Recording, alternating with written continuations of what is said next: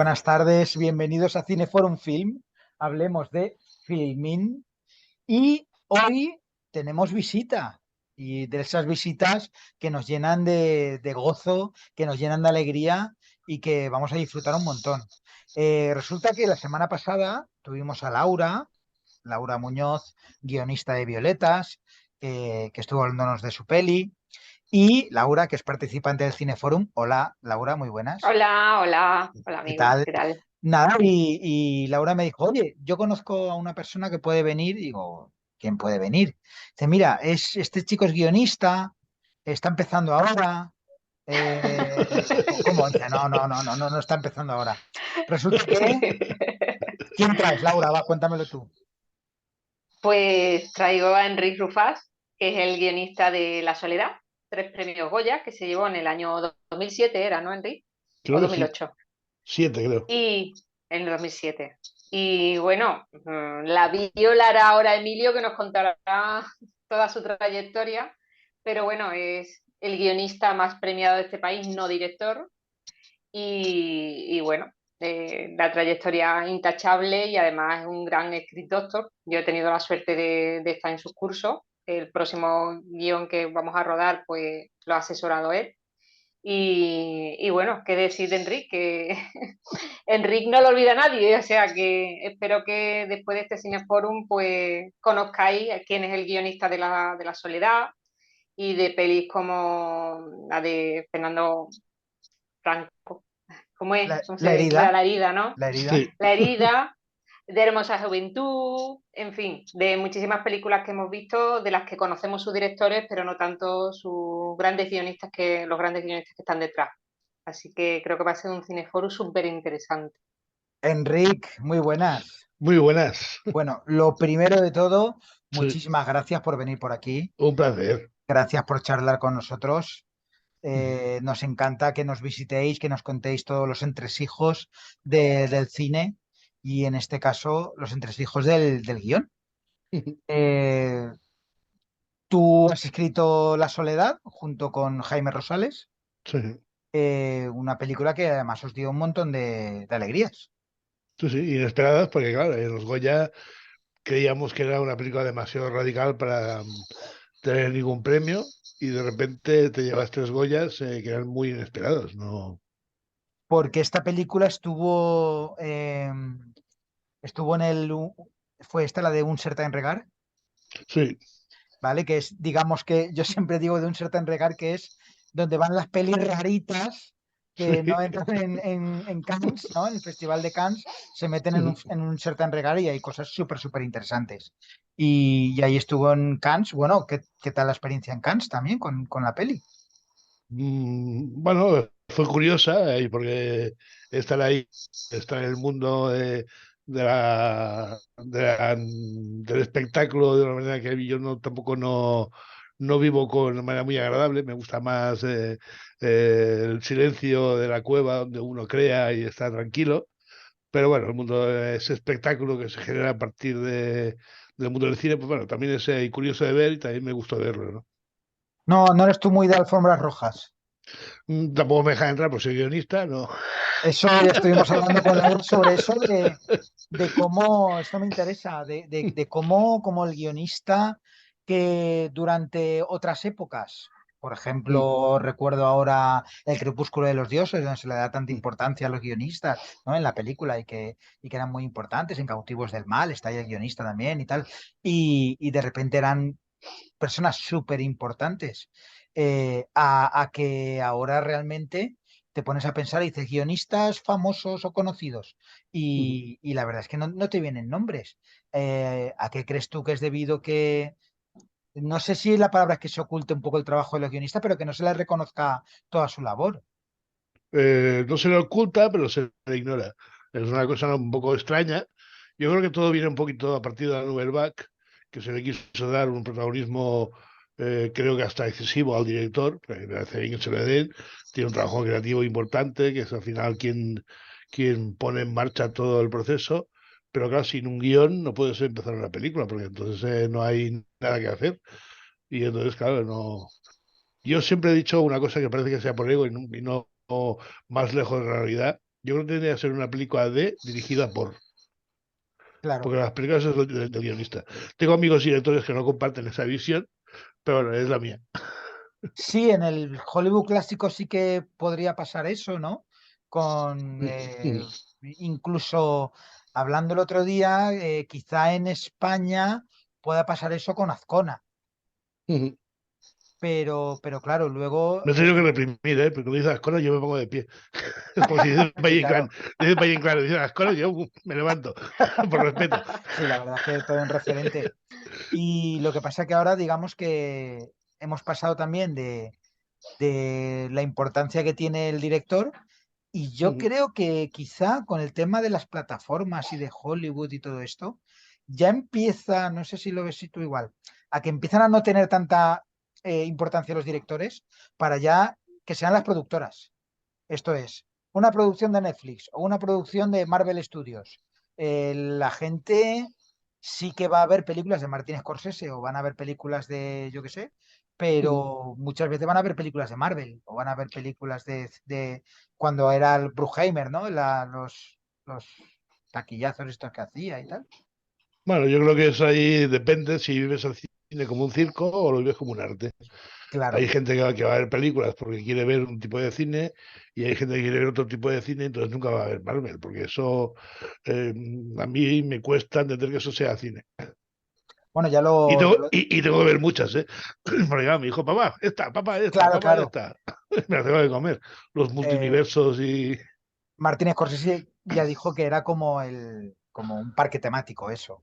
El Sí. parque temático del cine donde la gente iba, pues no iba a pensar, ni iba a ni siquiera daba igual un poco la historia, simplemente a recibir reflejos y a recibir impactos visuales y de sonido. Claro, a mí me gustan las películas que de algún modo, no será tan radical, pero de algún modo te cambian la vida, ¿no? Te cambian la visión, te dan un plus ahí para intentar entender más el alma humana, ¿no? Es lo que yo más me atrae de una historia, ¿no? De una obra de teatro, de una película, el arte en general me sirve para aprender, para vivir, para experimentar, emocionarme.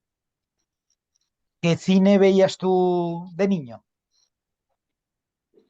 Por si hay Yo, alguna película que te haya marcado de niño, de adolescente, que a lo mejor una película que dijeras, ¡buah, cómo me encantaría a lo mejor hacer algo parecido! O yo qué sé, yo o es que esas de cosas. niño era muy de Heidi, muy... O sea, que te ibas a lo comercial también. Sí, claro. Muy bien. ¿Y cómo fue que te dedicaste a escribir? Porque tú eres dramaturgo, eres guionista, si realmente hay diferencias entre dramaturgo y guionista. Sí, sí que hay. eh, Ahora hablaremos de eso. Eres guionista de televisión, guionista de cine, guionista de radio. Ahora hablaremos un poquito de todo esto, pero cómo te salió esa vena de escribir? Escribir me gustaba desde pequeñito, desde que yo tengo uso de razón y recuerdo. Siempre estaba escribiendo, al principio escribía poesía, pero era terrible y muy mala. Luego ya empecé a escribir ahí prosa, pero era igualmente malo. Luego me compré un saxo y empecé a estudiar música, pero aparte de malo, era sordo.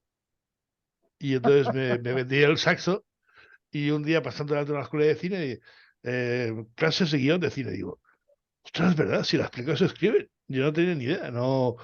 Y me vendí el saxo y me apunté a la escuela. Y ahí fue cuando aprendí a lo que era el mundo del cine, lo que era un guión. Ahí empecé a hacer cortometrajes en la escuela y bueno, y ese fue mi input para realmente ver lo que el mundo que me enamoró de una manera totalmente arrebatadora, ¿no? Ujú. Y tú también empezaste en el tema del teatro. Eres Sí, bueno, dramaturgo. yo soy muy peculiar. Yo cuando acabé los 3 años de estudios de cine, dije muy bien, pero hacer una película es muy cara, yo no tengo un duro, a ver cómo narices hago yo una ¿Eso película. qué época estamos más o menos? ¿Qué años? Diría 91, si no me equivoco, ya Ujú. hace ya siglos, ¿no? Y entonces ahí me encerré en casa una semana y me puse a crear una obra de teatro, sin tener la más remota idea. Digo, pero ¿cómo se puede crear una cosa en un espacio? Me parecía muy difícil porque yo estaba acostumbrado a las clases de cine, que claro, tenías ahí, te podías ir a Francia, luego volver a España, irte a Rusia, Es como que tenías ahí una posibilidad bárbara para moverte y de repente me vi encadenado ahí en un solo espacio. Digo, voy a intentarlo, era un reto. Y estuve una semana encerrado y conseguí terminar una obra de teatro porque estuve ahí eh, todas las horas del día ahí encerrado en el despacho, ahí escribiendo, escribiendo, escribiendo. Y al final terminé en una cosa infame igualmente, pero dije, pero bueno, soy capaz de escribir teatro. Y entonces me apunté a cursos de teatro, y entonces ya me apunté en la Sala Beckett de Barcelona, y ahí me dieron formación dramática, y ahí fue cuando empecé a escribir teatro, empecé a ganar premios, me empezaron a representar, y como ya tenía una amistad previa con Jaime Rosales, porque habíamos intentado hacer un corto, no había salido, pues Jaime venía a ver mis obras de teatro, y, y al final, cuando volvió de Cuba, dijo, oye, tengo un largo que me gustaría que tú trabajaras conmigo. Y ahí fue cuando volví al cine. Y claro, el tema del corto, por ejemplo, he estado leyendo Mm, que simplemente para un corto le disteis vueltas y vueltas al guión, lo ujú, escribisteis, lo reescribisteis, eh, para que luego no, al final no saliera. Entonces, ujú. ¿cómo sienta a un guionista, que imagino que es algo que hay que lidiar bastante, porque ya nos contó eso Laura, eh, que tengas un trabajo que tengas que escribir para que luego eso se quede en un cajón? A mí me ha pasado pocas veces, a mí es verdad, tengo la suerte ahí inmensa que la mayoría de cosas que he hecho han salido. Y el corto que sí me tampoco no es que me doliera mucho, porque yo estaba en un proceso de aprender, estaba aprendiendo. Y entonces para mí era una oportunidad de trabajar con un director, de ir viendo con más gente, había un equipo y estábamos haciendo cosas, buscando. Y al final no se hizo, pero fue un trabajo que me lo pasé bien, que era divertido, porque, bueno, y estaba aprendiendo también ahí a trabajar juntos y fue un aprendizaje que para mí fue muy rico. Entonces, tu primera película fue Las horas del día, ¿no? Con Jaime. Sí. ¿Cómo es esto de escribir a dos manos? A Mm, dos manos, perdón, a cuatro bueno, manos, a cuatro, a cuatro. a dos cabezas, quería decir. Sí, porque no somos mancos. Pues no, era su trabajo ahí que yo me lo he pasado muy bien trabajando, porque puedes trabajar en solitario en tu casa y también me lo paso bien, o puedes trabajar con más gente. Yo el récord que tengo para cine es trabajar con 3 guionistas a la vez, Ujú. incluyéndome a mí, y la verdad es que es muy rico, lo que no se te ocurre a ti le ocurre a otro, y lo que no a otro, y nos vamos retroalimentando, y entonces es una experiencia que a mí se me hace divertida y que rompe la dinámica de trabajar solo. Y entonces también está bien porque así sociabilizas, ¿no? Ujú. ¿Y cuántas reescrituras puede tener un guión? Normalmente los míos 21, más o menos que he hecho un cálculo y siempre son 21, 22, 21, 20. ¿eh? Sí, Ostras, qué número tan curioso. ¿21 es primo? ¿Alguien sabe de matemáticas? ¿21 es primo? no, el primo soy yo. Porque ahí puede haber algo ahí medio esotérico. 21. ¿Y en qué se basan esas? O sea, tú escribes, reescribes, ¿por qué se reescribe un guión? Porque quieres encontrar algo que a veces estás marcándolo y cuando ves ya la primera versión dices, sí que hay parte de lo que yo quería contar, ahora lo veo todo entero, pero le veo que me falta ritmo, los personajes no tienen background ahí que realmente se entienda, y entonces vamos a retocar esta parte. Oye, esta parte me funciona muy bien, pero ahora se nota más descompensado por la otra. Ahora toca la otra. Ahora mira al global. Y creo que cada reescritura va siendo menos intensa.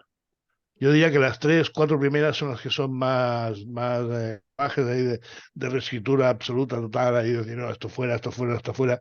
Yo creo que los guionistas inicialmente tenemos un problema que es escribir demasiado, entonces los diálogos son muy largos, y cuando repasas la segunda versión ya dices, tienes ahí un diálogo de medio folio y dices, si esto con un gesto se arregla, ya está, o con Claro. un silencio, o con... ¿Y cuánto cambio hay de la primera a la última? O sea, quiero decir, son cambios, porque imagino que Depende de cada depende de la guión. película, ¿no? Depende de Pero mira, las horas del día estuvimos 4 años. 4 años. que es la primera que para hicimos con Jaime, y ahí hubo cambios muy salvajes. 4 años son muchos años para Sí, escribir, sí. porque llega un momento, bueno, a mí me pasa cuando escribo alguna obra mía o eso, Mm, que, bueno, lo típico, que escribes ahí súper emocionado, ¡guau, esto qué guay! Y luego lo lees en frío y dices, madre mía, pero qué he estado escribiendo, que esto qué desastre es, vamos a cambiarlo todo de arriba abajo. Claro, llega un momento que mm, si relees y reescribes algo 21 veces, a mm, veces puede, obviamente no porque soy profesionales, pero a ver si me entiende, mm. como que a veces pierde el sentido, quiero decir, de decir, joder, otra vez y otra vez y otra vez, y puedes correr el riesgo de que nunca te guste o que nunca llegue a esa perfección que se busca. Eso es más que una perfección, es una excelencia. Es decir, si yo voy a entregarle algo al público, tengo que tener respeto por el público al que le voy a ofrecer mi trabajo. Y entonces yo le ofrezco lo mejor que pueda hacerlo. Y lo mejor, también está la ley de punto y final, ¿no? Que decía Gabriel García Márquez, ¿no? Dice un cuento, hay un momento que tienes que terminarlo, si no estarías todavía escribiendo, no tiene sentido. Hay un momento que se tiene punto y final y se acabó, porque también tú vas creciendo, vas madurando, vas cambiando maneras de ver el mundo, maneras de... Claro, tú vas creciendo y el guión crecería contigo y te acompañaría toda la vida, ¿no?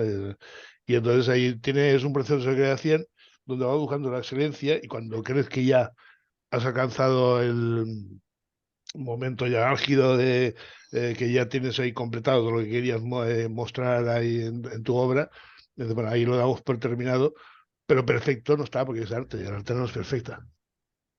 No existe la perfección en el arte. Ujú.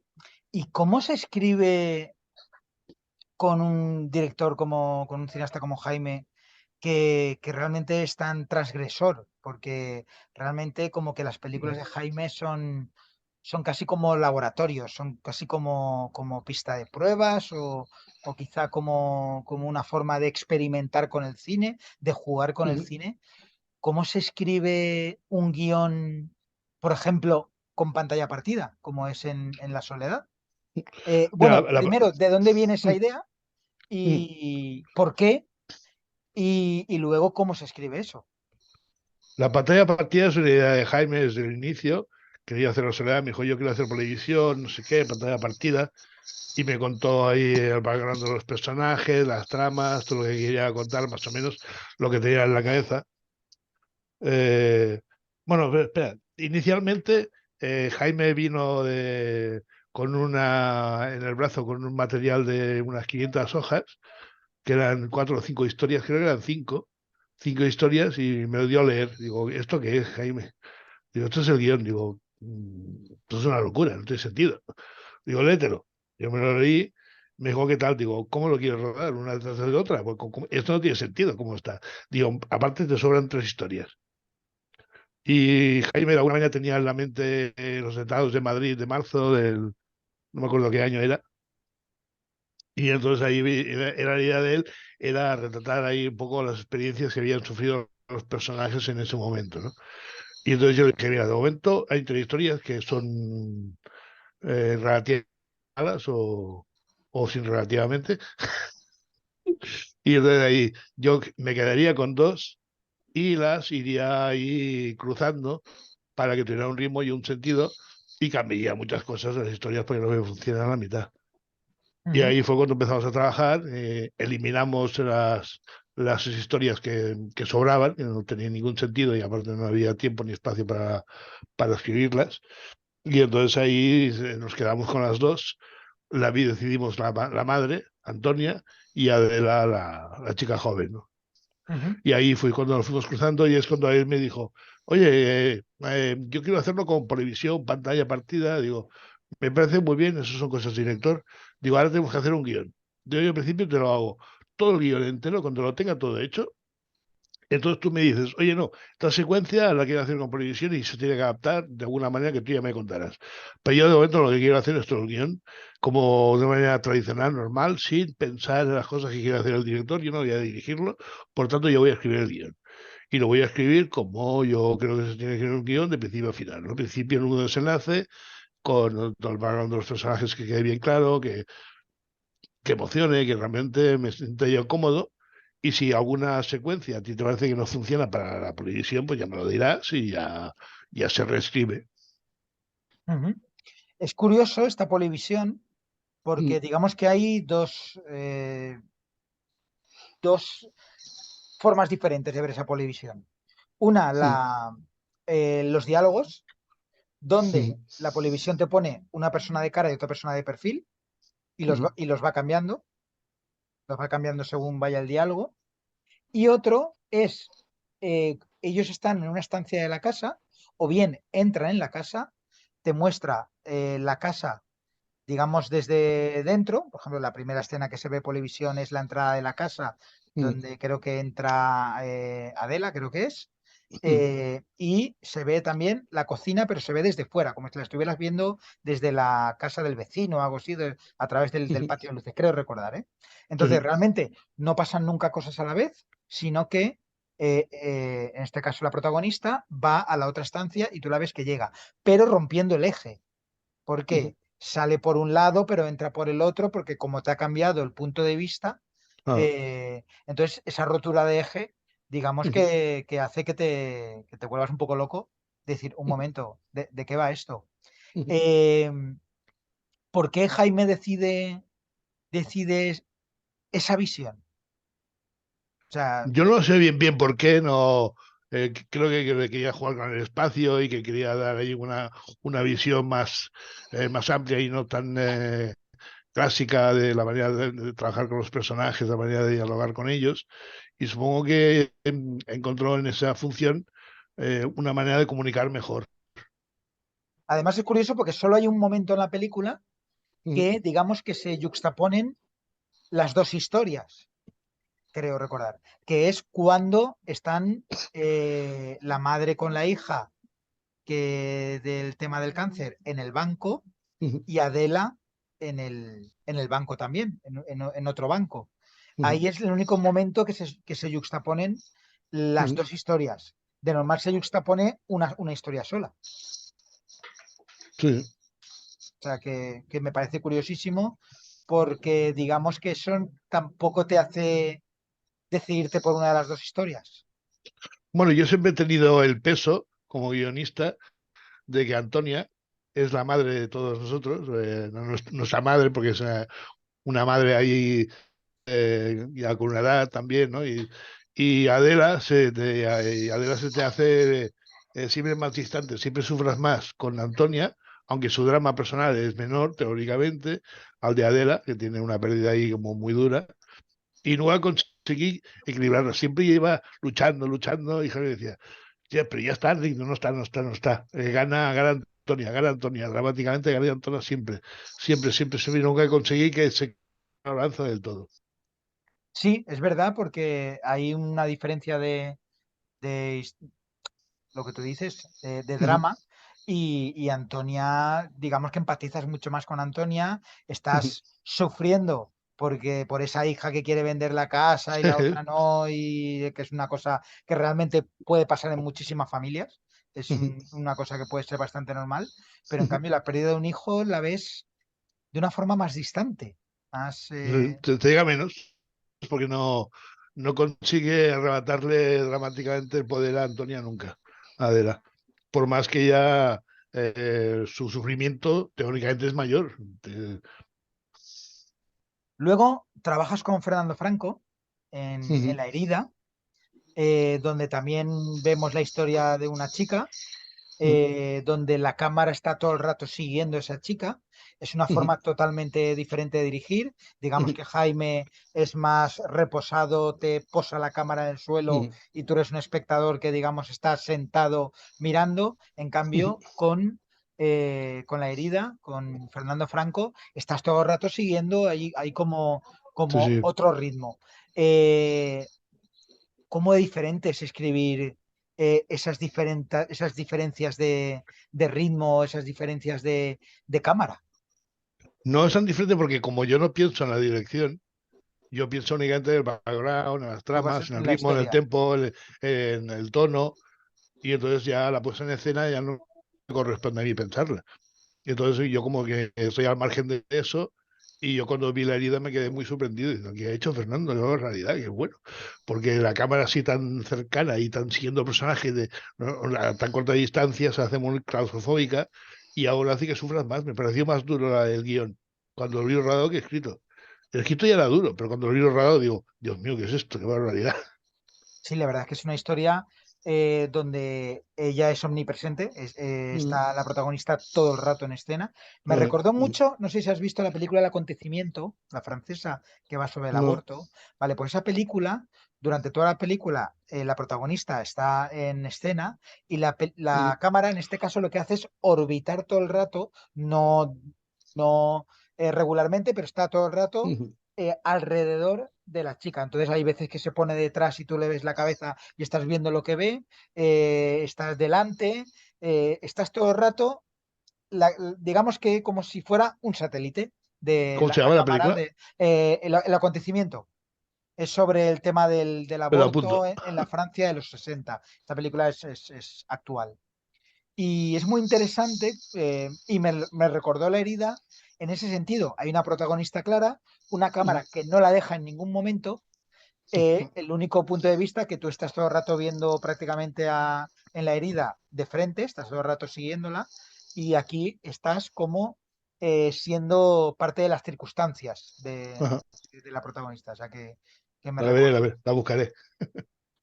Y luego has escrito también para un director, que no tengo apuntado aquí el nombre, me vais a perdonar, de Costa Rica.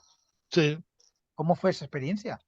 Bueno, fue muy bonita porque yo lo conocí en Cuba, porque yo voy ya hace ya unos 3 años que no voy, pero estuve 11 años yendo regularmente cada año a la escuela de Cuba y entonces iba conociendo gente y conocí ahí a este chico y de repente se puso en contacto conmigo y dice, oye Enrique, tengo un guión y digo, envíamelo. Y me lo envía, digo, oye, a mí me gusta mucho, digo, ¿qué quieres que haga? Digo, no sé, yo una asesoría, porque con escribir no, ¿no? Digo, sí, ¿por qué no? Ah, ¿tú escribirías conmigo? Digo, claro que sí, sería un placer. Y ahí fue cuando surgió, empezamos a trabajar, le gustó lo que yo le planteaba, los cambios, y ahí nos pusimos mano a mano a trabajar, y era su ópera prima, el chaval era editor, como Fernando Franco, Ujú. y él estaba diciendo, pero tú vas a trabajar conmigo. Digo, que sí, que yo tengo muchas ganas de trabajar. Digo, a mí me gusta y me lo paso bien. El sonido de las cosas. Ujú. Y tú cuando escribes, ¿piensas en algún momento en la audiencia? O sea, me refiero en el público. No, Vale, te lo preguntaba porque si es diferente mm, escribir para un público español que escribir para un público costarricense, por yo creo tema que de no. Yo creo sociedad, por que tema de... es gente que va a ver el cine. Y yo puedo ver cine mexicano, como puedo ver cine africano, como el amigo Aurelio, que está ahora en el Ujú. festival. En No Tarifa. sé, yo creo ahí que el cine es cine. Y lo que te cuento son historias. Y que no es tan importante de dónde es, si es de aquí, de allá o no Ujú. importan los continentes ni los países, sino lo que importa son las historias. El ser humano es igual aquí que en África. No. Vuelvo a la soledad Mm, y también a la herida. mm, Ambas películas, digamos mm, que carecen de música. mm. No, Eh, la idea sí que tiene música. tiene música, pero no al principio ni al final, por ejemplo, en los créditos. Mm, mm. Los créditos, creo recordar, ¿eh? Al menos el final seguro que no. Acaba sin música. ¿Estas cosas de música, de sonido, todo esto, también entran en el guión o son decisiones del cineasta cuando empieza a rodar? Hombre, si la música es diegética, sí que entraría por Exacto. parte del guionista, pero si la música forma parte de banda sonora o forma parte de momentos dramáticos puntuales que el director quiere que se acompañará con música, eso ya depende del director, a no ser que el guionista lo marque. Algunas veces lo marcan. Yo, como me gusta el cine sin música, yo sé que la liga tiene música porque pensé, si la liga no tiene música. Y lo busqué, digo, hostia, sí, sí hay música. Digo, pues yo no lo he oído. No, no Claro. me hace falta. No me hace falta la música en cine a mí. No la necesito. Ujú, Hay veces que sí, que está bien, pero hay veces que no podía prescindir tranquilamente de la música yo. ujú. Y luego has trabajado también guionista de radio. Ujú, De hecho, escribiste un serial para la radio. ujú. ¿Cómo es eso de escribir para la radio y en este caso para Cataluña Radio? ¿Y cómo fue esa experiencia? Pues esa experiencia porque iniciamos el grupo, yo estaba estudiando en la Sala Beckett de Barcelona y estábamos creando ahí textos teatrales y vino una persona y dijo, oye, ¿por qué no creamos un grupo para escribir seriales de radio? Y ahí cada uno tenía que hacer el suyo y nos pusimos ahí a aprender cómo se hacían y hicimos una obra cada uno y ahí cuando aprendí a cómo se hacía un dramático en radio, no tenía ni idea y me gustó mucho la experiencia. Y luego trató conmigo Cataluña Radio, primero me pidió una pieza que quedé muy contento. Digo, "Oye, pues a mí me ha gustado, digo, espero que les guste a ellos también". Y parece que sí, porque me volvieron a contratar para hacer la serie. Y bueno, hice la serie y me lo pasé muy bien, fue una experiencia muy gratificante. Es curioso porque ahora vuelve a Ujú, pegar fuerte el tema de las ficciones sonoras.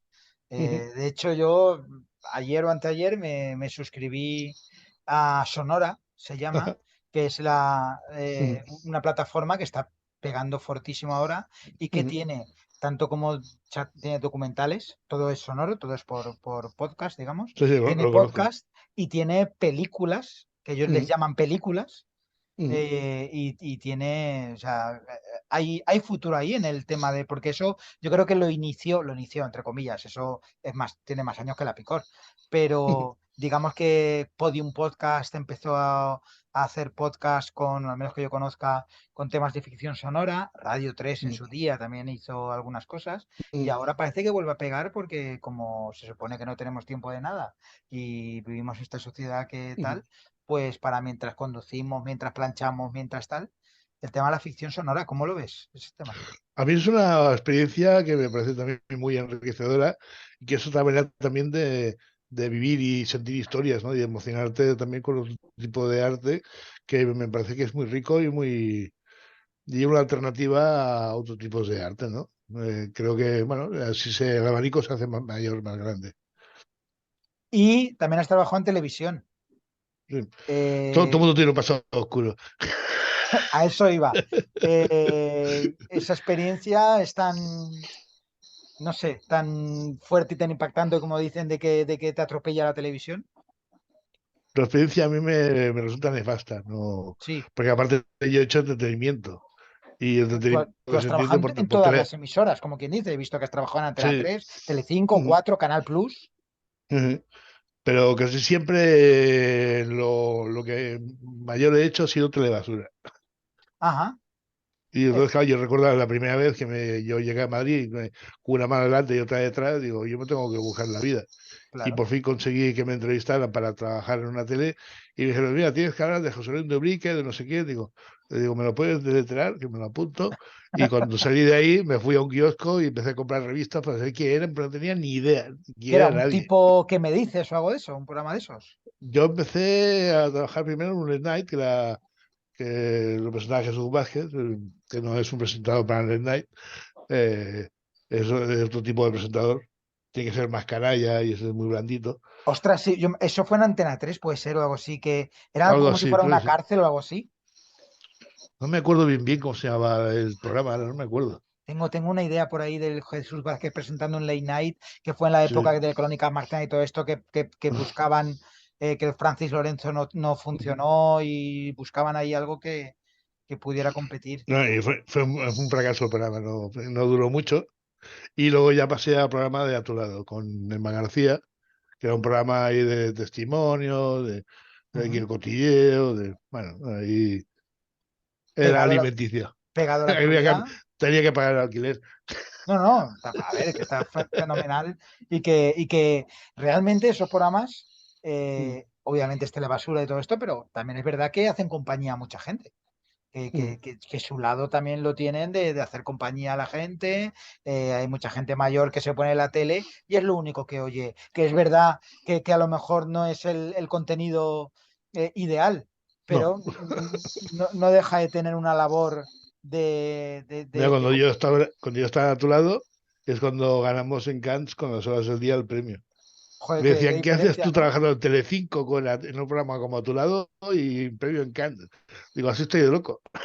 Oye, y trabajas también en Canal Plus, que en Sí. aquella época se supone que era también un lugar de calidad Mm. y de cuidar a la gente. ¿Cómo fue esa experiencia? Ahí fue una experiencia, bueno, un aprendizaje más, porque también el programa era distinto, también con García Concha Campoy, que era ahí un programa más informativo, más político, donde había debates, era más ligado a la actualidad. Bueno, ahí no lo pasé tan mal, por decirlo de alguna manera. Bueno, tiene sentido, ¿no? Porque Canal Plus siempre como que hacía unas cosas un poquito más cuidadas. Mm. Vale, cambio de tercio. Ahora enseguida ya damos paso a nuestros compañeros. Tú imagínate que yo soy un guionista incipiente que acabo de Sí, entrar y vengo a decirte, Enric, sí, mira, tengo un texto que obviamente esto lo voy a representar ahora, pero eso lo he pasado antes. mm. Lo he pasado también a los compañeros que lo han leído. Tengo un texto, un guión, un boceto de guión que he empezado a escribir y quiero que me digas, yo vengo con toda mi ilusión, ¿vale? Enrique, es que me han dicho que, vamos, maravilloso, genial, has escrito un montón de cosas, has estado en Telecinco, que es mi cadena, la que más me gusta, entonces, Se nota el guión. entonces, ¿qué opinas de mi guión? A Enrique le he pasado un guión, que luego diremos de quién es. ¿Qué opinas de ese guión? Quiero que me lo digas, vamos, con toda confianza del mundo, dime lo que piensas de ese guión. Yo sería recatado, pues si dijera la verdad, lo hundiría en la miseria, y entonces no se trata de eso, se trata de ser amable e intentar que también dependería de la que tuviera, apúntate a una escuela de cine antes de escribir nada, porque que te formen, digo, porque te veo muy verde para escribir un guión todavía, a lo mejor te falta vida, a lo mejor te falta cultura, a lo mejor te falta conocimiento de cine, a lo mejor te faltan las tres cosas a la vez.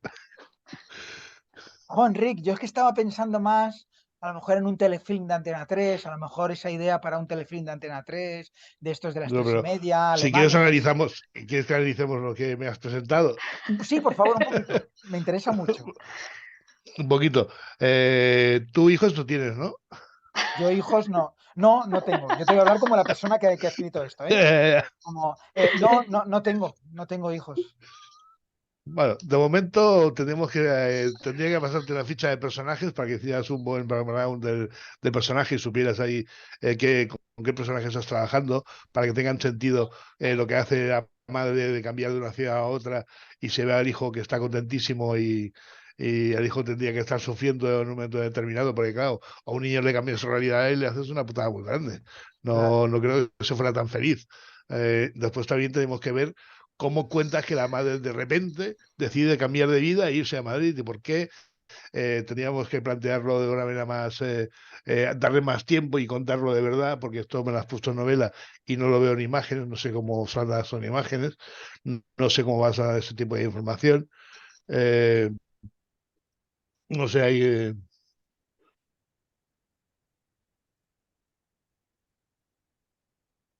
Lo del luego también, o accidente. sea, Hay estoy un recordando accidente, hay un punto de que inflexión que he querido meter ahí un accidente, porque me ha parecido interesante, porque creo que eso puede tocar mucho la patata de la gente. sí, eso me ha acordado un poquito a la música de Albert Pla cuando cantaba y tiene una canción de que la novia es terrorista y cuando mata a alguien de uno muerto, uno menos. Parece lo mismo con el niño, un hijo muerto, un hijo menos. Ya está, seguimos para adelante. No pasa nada, no es tan grave. No sé, a lo mejor habría que darle un poquito más de dramatismo a la madre, que se le notara más el sufrimiento y el vacío que puede sentir una persona que pierde un hijo, que no me parece peor experiencia puede vivir un ser humano en esta vida que eso. Creo que aquí está como si fuera un... Pues bueno, se me acaba la tinta del boli y se me ha vuelto mi hijo. Mira, qué día. Vaya día más malo he tenido hoy. Ay, no vea. Bueno, te cuento un poquito todo esto. Resulta que yo lo que he hecho ha sido entrar en ChatGPT, que es la inteligencia artificial que se supone que te contesta cosas y te dice cosas, y le he dicho, te voy a decir exactamente lo que le he dicho. Le he dicho a ChatGPT, ¿me puedes hacer un guión? Espera, a ver si lo encuentro, a ver si lo tengo por aquí. No, creo que se me ha llegado hasta a borrar y todo de lo malo que era esto. Pero bueno, eh, le he puesto, ¿me puedes hacer un guión de una película? Le he dicho, de un cortometraje de 15 minutos, le he dicho. eh, donde... Y he cogido un poquito, he sido un poquito malo, he dicho, voy a decir un poco de una madre que pierde a un hijo pensando en la soledad, una madre que pierde a un hijo en un accidente porque la inteligencia artificial no me dejaba en un atentado terrorista, porque me dice que, porque es que resulta que es una inteligencia artificial ética. Y dice, no, no, yo no puedo escribir ni de, porque primero he intentado algo de un mafioso, no sé qué, y me ha dicho, no, no, yo no puedo escribir cosas que inciten a la violencia. Entonces, como atentado terrorista incita a la violencia, ella no ha querido escribir nada que incite a la violencia. Entonces le he dicho lo del accidente. Entonces me ha escrito eso que has dicho. Entonces, claro, todo esto viene, eso me lo ha escrito ella solita, me ha dicho, pues tal cual cual. Yo he leído y digo, ay, madre mía, cuando lo vea Enric se va entre descojonar y echar las manos a la cabeza. ¿No te he dicho, eso es una broma o qué? Claro, eso es lo que me ha dicho. Le he dicho, ¿esto es una broma? Entonces, sí, pero no, porque la pregunta es, si ya se está diciendo, obviamente esto es una inteligencia artificial gratis, poco trabajada, pero ya hay inteligencias artificiales que incluso crean idiomas entre ellos si tuvieran que desconectarlas y tal. Entonces ya se está hablando de inteligencias artificiales que pueden escribir historias, que pueden escribir música, pero claro, lo que le pasa, por ejemplo, al texto que te he mandado, que no tiene ninguna alma, vamos, no tiene ningún sentimiento. No, no. Entonces, ¿crees que, ya entro en el tema serio, después de esta pequeña broma, de la inteligencia artificial en algún momento puede sustituir a guionistas, a músicos, a incluso actores? Porque ya se está viendo actuaciones de inteligencia artificial. Entonces, ¿cómo va ese tema? ¿Qué piensas tú de ese tema? Yo estoy a medias, como que creo que sí y no. Depende del cine que hagas. Si quieres hacer multiversos Marvel, pues sí, porque como eso tiene una profundidad ahí inferior a un zapato, pues sí lo puedes hacer tranquilamente. Pero yo creo que una película más de autor, donde hay emociones, donde la vida es real, donde tienes que vivir una experiencia eh, que, que comparta retratos de vida, creo que esa vida no la tiene la inteligencia artificial ni la puede fingir, porque eso es un aprendizaje humano que cada uno tiene el suyo, cada uno tiene su bagaje y a partir de aquí eso no puedes crear una manera u otra. Si las películas, ya te digo, tienen una profundidad como la de este guión, pues sí, no hay problema. Claro, el tema está que lo que tú has dicho, el tema de las emociones. Creo que una inteligencia artificial puede coger y decir, aquí hay una muerte, aquí un viaje del héroe, incluso pueden hacer, aquí hay una redención, aquí hay tal, todo eso sí que se puede hacer, pero luego esa emoción, esa sensibilidad, todo eso es muy difícil que una máquina lo recree. Igual que la música. Yo sería más radical, yo diría que es imposible, pero bueno, a lo mejor me equivoco. Ya, lo que pasa es que yo, entendiéndote lo que dices, no me Mm, atrevo tampoco, no me atrevo a decir imposible porque estamos viendo tanta... Es que llega un momento que al final ya no sabes esto dónde puede ocurrir y si obviamente no va a cobrar nunca vida, pero ya te digo, Sí, pero quien haga la que, que, programación que- que llegan tiene a que saber asustar. cómo la madre siente, cómo lo que se ha perdido a un hijo, y creo que eso una Claro, máquina no lo va a poder por saber muchos porque el parámetros, programador tiene que ser muy creativo y tiene que realmente ser muy sensible. Y claro. si no lo es el programador, la máquina tampoco lo será. Entonces yo creo que por eso digo que es imposible, porque depende de qué cine quieres hacer, no vas a poder, no llegas ahí. Creo que pasa lo mismo con la música. Hubo una noticia que escuché ayer que me Ujú, pareció curiosísima, y es que una mujer tuvo un orgasmo ujú. escuchando un concierto de música clásica. Y de hecho Ah, está grabado y se está oyendo la música y de repente se oye ¡ay! Y se oye como gente que se ríe. Y eso salió ayer en la ventana de Francino. Y parece ser que tuvo un orgasmo. ajá. Entonces, claro, ahí sí que está ligado, obviamente, el sentimiento. Entonces, pienso que una máquina puede hacer una canción, incluso una canción bonita, Ujú, porque las melodías no deja de ser lo que hablábamos antes en el ujú, matemáticas también un poco, ujú. pero si no te sales de la matemática, nunca vas a conseguir orgasmos en la gente. Claro. Eh, o sea, que me ha parecido Puede muy ser algo curioso. frío, algo sin alma, como decías tú, esa cosa intangible, pero que hace falta. Ujú. Hace poco vi una película, no recuerdo, una película era latinoamericana, porque Ujú. estaban los premios Platino, tenía que ver películas, y eran profesores de literatura en un instituto, y les decía, ¿para qué vale la escritura? ¿Para qué valen los libros? Y los otros decían, para nada. Digo, tenéis razón, no sirve para nada, esto no tiene ningún tipo de utilidad. Y entonces ahí iba cambiándoles ahí la manera de ver, y luego les ponía un cuerpo humano, decir, ¿dónde está el corazón? ¿Dónde están los pulmones?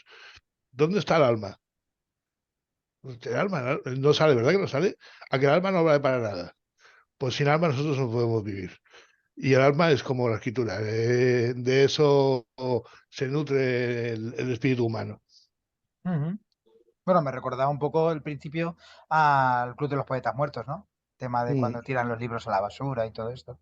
mm, Y es un poco como el que se sacan las cosas del corazón. mm. Eh, bueno, si te parece bien, bueno, muchas gracias por haberte prestado a esta pequeña historia No, encantado, divertido pero además. creo que es un tema muy interesante y que obviamente va a ir avanzando ese tema. Y yo creo que desgraciadamente vamos a ver alguna película dentro de poco con, con un guión de inteligencia artificial. Y entonces habrá que ver el resultado. Más que el resultado, la, lo que piensa la gente al verla, que es diferente al resultado. A ver El, si sienten, si no sienten, si se emocionan o no se emocionan, si claro, realmente. esto de la inteligencia artificial nos va a cambiar a todos. El otro día también escuché que alguien decía, mi hija está súper cabreada porque les han hecho hacer un ejercicio de filosofía. Ella es la única que no lo ha hecho con el chat GPT y es la que peor nota ha sacado. Joder. Sí, claro. Y hablamos de filosofía, no es que hablamos de matemáticas. Entonces, claro, si una... Habrá que tener mucho cuidado ahora con eso en universidades y todo esto. Claro, que también depende de qué tipo de exámenes hagan. Si es utilizar, pues una máquina te memoriza mejor que tú. Si es interpretar lo que estás leyendo, una máquina lo hará peor que tú. Claro. Vamos ya con todos aquí nuestros amigos de Cineforum Mm, Film. Podéis ir levantando la mano. Ya tenemos una mano levantada, que es de Pepe Tono, que yo creo que la ha levantado en cuanto hemos hablado de inteligencia artificial y todo esto que yo creo que le interesa bastante. Así que vamos a ver qué nos cuenta. Y obviamente la charla, podemos hablar de inteligencia artificial, pero la charla es la soledad y todo esto, el trabajo mm, de guión. Pero bueno, ya que hemos entrado con el tema, es interesante. Pepe mm. Tono, muy buenas. Ahora, Hola, Enric, bienvenido. gracias igualmente. Antes que nada, decir que no soy un robot. Eh, y bueno, sobre lo de la inteligencia artificial y el Mm, guión, mi idea es que tienes que saber conversar con la inteligencia artificial. mm, Eh, la inteligencia personal de quien interactúa con la inteligencia artificial influye. mm, Y igual que Enric le da 21 vueltas al guión, con la inteligencia artificial tienes que hacer lo mismo. No te puedes conformar con lo primero que te da. mm. Tú has de ir puliendo sobre esa primera entrega que te hace la inteligencia artificial. Y cuando llegues 21 veces ajustando lo que le has pedido, tendrás otra cosa. No sé Emilio, tienes trabajo ya. si será mejor o peor. Ya sabía yo que iba a recibir algún palo sobre esto, porque El fijaros que ya la sistema, culpa es mía. el sistema, tanto para la inteligencia natural como para la artificial, Mm, es darle 21 vueltas al guión. Hmm, es verdad. Eso es lo que quiero decir sobre la inteligencia. Y después, sobre la película, una cosa La que me ha llamado mucho la atención es la poliimagen, mm. Por polivisión. edición lo llaman. la polivisión.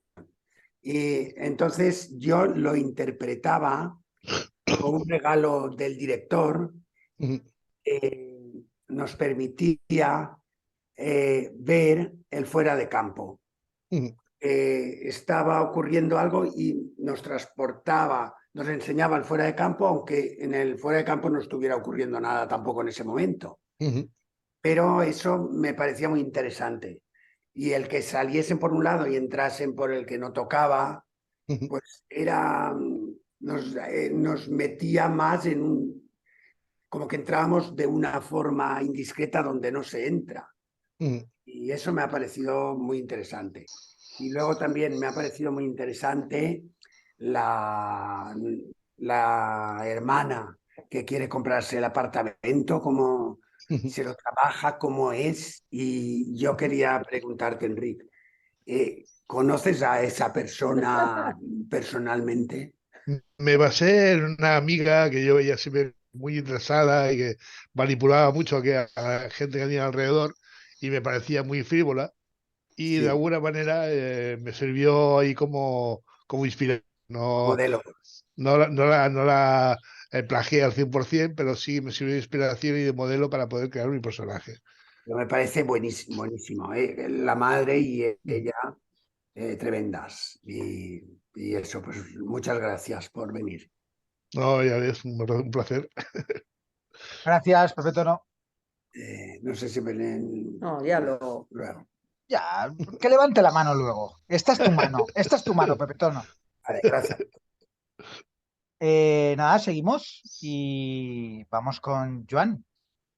Una inteligencia natural, Joan. Bueno, ya no lo sé. Es que dada el nivel de inteligencia de los humanos, no sé cómo sea artificial. Pero bueno, no, yo antes, buenas tardes, ¿eh? Y Buenas encantado tardes. de conocerte, Enrique. Igualmente. Te haces una definición al principio que ya no recuerdo, pero yo la Mm, comparaba un poco, o he comparado a veces, mm, siendo un analfabeto de la parte de detrás de la pantalla, mm, que un poco una película es como una composición musical. Es mm, decir, el director, hay pocos directores que creen en música. mm. Un director, a partir de una composición determinada, etcétera, y de los conocimientos que evidentemente tiene, es capaz de armonizar una orquesta en la cual cada instrumento tiene un papel muy determinado y que esto Sí. funcione y suene bien. Dicho esto, la pregunta es, ¿el argumento de una película nace dónde? Es decir, al guionista hay un buen señor que es el director en este caso y dice, oye, yo quiero hacer una película de este tema, de esta trama. Mm. O al revés, que Y, seguramente y- y te puede, y te puede enseñar esto. Y tú dices, vale, eso, vamos a trabajarlo. Tú que vale, quieres dirigir esto, yo te hago la partitura. vale. Pero el protagonista, en este caso el director, que dice, yo quiero hacer una película y este es el argumento, que está en este folio, o no. O Depende. también puede ocurrir que el guionista ha escrito una historia y la vaya a vender a algún sitio, a una productora. Sí, yo tengo ahora No sé si me sé explicar, ¿eh? Sí, sí, yo tengo un guión que he escrito yo en solitario sin que nadie me lo pida y la verdad que mover un guión en solitario es muy difícil. Es una experiencia un poco gratificante porque no te encuentras mucha recepción fácil. Y yo Ujú. llevo ya años, de 10 años en el guión para venderlo y no lo consigo. Siempre estoy como a punto, siempre estoy a punto y al final ya eh, ¿Y por qué no te lo como compran? porque lo ven difícil dirigir, porque no sé exactamente, siempre hay miles de excusas, pero cuando, por ejemplo, hace 3 años, tres dijo que sí, una productora dijo que sí, una distribuidora dijo que sí, ya estaba todo, y de repente todo se cayó como un castillo de naipes, ahí duró lo que dura otro invierno, ¿no? Todo se fue a Norris, no sé si eso es castellano o no. Sí, sí. Y vale, ok. Y luego otra cuestión. Siempre Mm, hay el típico comentario que sí. que creo que me lo sé contestar, pero bueno, que son las adaptaciones de novelas. Es decir, una novela terminada, pues se adapta para hacer una película. Siempre el comentario de la gente es, bueno, siempre es mejor el libro que la película, ¿no? Lo Mm, cual que son dos artes distintos. sí, sí, Pero, evidentemente. vale, ¿cómo situarte en la adaptación de una novela? Es decir, una novela no está escrita para que tenga una representación, digamos, gráfica, etcétera, etcétera, Mm, sino porque a partir de lo que se escribe en un libro, cada lector la interprete, que además cada lector la mm, interpreta de una forma distinta. claro, Aquí está la grandeza de la por literatura, eso ¿no? es una adaptación.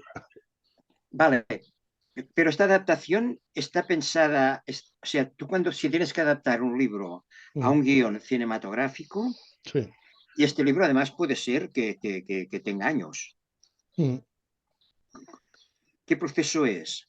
El proceso es mirar la obra, entenderla, saber realmente qué quiere comunicar el autor, cuál es realmente la grandeza dramática que posee esa obra, y a partir de aquí hacer la tuya de alguna manera, decir, bueno, esta historia se tiene que contar en imágenes porque así no está, no se puede trasladar literalmente, sino que se tiene que hacer de otra manera y buscar qué camino, a lo mejor el ritmo tú le das es cambiando el orden de los acontecimientos, porque el nivel cinematográfico es mejor al cambiarlos. Yo siempre pongo dos ejemplos de adaptaciones que para mí son maravillosas. Una es Apocalipsis Now, que es una, claro, Corazón a las Tinieblas de Joseph Conrad, y luego hicieron una película en Vietnam, cuando la historia original pasaba en África. Y claro, y tú ves la película y dices, qué maravilla, cómo ha conseguido adaptar una novela de tan lejos de Vietnam y cuando fue creada por muchos años anterior, y qué bien cuaja, qué bien se desarrolla la historia y qué bien ahí el ritmo, el tono, los personajes, todo funciona de maravilla. Y luego puedes ver también Thomas Mann, La muerte en Venecia, y ves la película de Visconti y dices, ¿cómo narices ha hecho esto? Ese libro es igual, no ha cambiado ni una coma. Hasta el éter, que no existe, yo lo veo en la película. Sí, sí. Entonces, bueno, es ver hasta qué punto quieres ser muy fiel al libro y hasta qué punto puedes tener y permitirte esa libertad para adaptarlo, ¿no? Ah, bueno. Doncs moltes gràcies. No, a ver. Gracias, Joan. Seguimos con Mercè. Hola, buenas tardes. Hola, Hola. buenas. Bueno, gracias Laura por traernos, para conseguir que viniese Enrique. Gracias Enrique por estar aquí. Un placer. Qué bien. No le costó convencerme, ¿eh? Ahí estamos dispuestos. Bien. Ah, bueno, a ver, es que diré un poco algo que seguramente, bueno, ya lo habéis hablado, pero el tema de cómo se planteó la película en este formato de Polivisión, a mí me generó un poco de incomodidad, porque veía complicado, o sea, para mí, adentrarme en la historia, ¿no? Porque me quedaba lejos. Y esa sensación me hizo pensar en La ventana indiscreta. Porque en La ventana indiscreta, a pesar de que están los que están viendo lo que pasa en el otro lado, pero cuando tú querías ver lo que pasaba al otro lado del patio, lo veías mal, veías y no lo acababas de entender. Y esa sensación de incomodidad la tuve durante toda la película, excepto cuando habían primeros planos o cuando se centraba estrictamente en una sola imagen, ¿no? Y bueno, no sé, esto pues me produjo esta sensación. Y lo que has comentado antes de que la historia de Antonia te hacía sufrir más, pues bueno, es que, claro, también pensaba que la historia de Antonia te hacía No he sufrir. dicho eso, ¿eh? Yo he dicho que me hacía sufrir más, que veía que ganaba dramáticamente y que la gente estaría más pendiente de Antonia que de Adela. Ahí me hizo sufrir más a nivel personal, creativo. Yo sufrí mucho más con Adela. Lo pasé muy mal. Sí, sí, sí. Ya quería ir por ahí, ¿eh? Ah, Pero claro, porque la historia de Antonia te va como preparando, ¿no? Te va preparando, vas sabiendo que ahí hay un tema con la hija, que hay una que está enferma, que está en el hospital, luego la otra que quiere vender un piso, y vas como introduciéndote en algo que, bueno, que te va generando pues como sabes que esa persona lo va a pasar mal porque te lo puedes ir imaginando, ¿no? En cambio, lo de Adela es algo que sucede de sopetón, ¿no? Que te encuentras de golpe con eso y eso es como una bofetada que te caes de la silla, ¿no? Pero, pero bueno, tenía esta sensación, ¿no? Entonces, volviendo y esto también ha favorecido por esta manera de rodar, ¿no? Esta manera de rodar de Polivisión. Entonces, yo no sé yo no sé si es algo que solo me ha pasado a mí o es algo que ya se pretendía al rodar de esta manera, de alejar al espectador de la historia, porque realmente estás como fuera. Tú cuando estás con una sola imagen, con una sola cámara, bueno, no una sola cámara, no, pero me entiendes, ¿no? Con una sí. Solo plano. pues En un solo plano, eso. Pues tú estás ahí, casi tú estás dentro, ¿no? Tú estás casi comiendo, en cambio de esta manera tú estás siempre fuera. Y es una sensación de estar pues como alejado, ¿no? De lo que está pasando. Yo no sé esto cómo os lo planteasteis, si esto salió, si esta idea de alejar al espectador o no, si es algo que a lo mejor solo me ha pasado a mí y a nadie más o a poca gente, no sé. Si puedes explicar un poco. Yo la idea que tenía es que no alejaría al espectador, pensaba yo, e intentaba que no pasara. Por eso trabajé tanto los personajes, las emociones, para conseguir que el espectador estuviera igualmente atrapado, a pesar del desconcierto que pudiera generar esa polivisión, ¿no? De ver tantos espacios a la vez. Yo intenté crear ahí una fuerza dramática para que no pasara justamente lo que te ha pasado. Entonces fracasamos. Fue ir No, no. No sé, es que, bueno, sí, me pasó esto que estaba pero bueno, es que a mí hasta cierto punto, bueno, lo que pasa es que claro, con la historia pues te quedas atrapado, esto sí, atrapado te quedas, pero no formas tanto, no formas tanta parte, porque en realidad lo estás viendo a través como de una ventana y muchas veces que queda lejana, porque son planos generales, excepto cuando están hablando dos, que entonces sí que están en un primer plano, no un primerísimo plano, que están ahí dos cabezas, pero cuando entran en la casa y claro, estás viendo la cocina de lejos y luego aparece claro, todo eso lo ves como de lejos, ¿no? Y bueno, no sé. Sí, creo Bueno, que Jaime y yo hacemos un vídeo muy extraño. Jaime es más frío y yo soy más cálido. Y entonces cada uno hace su trabajo de una manera como lo siente y como es en la personalidad de cada uno, ¿no? Es gracia. sí.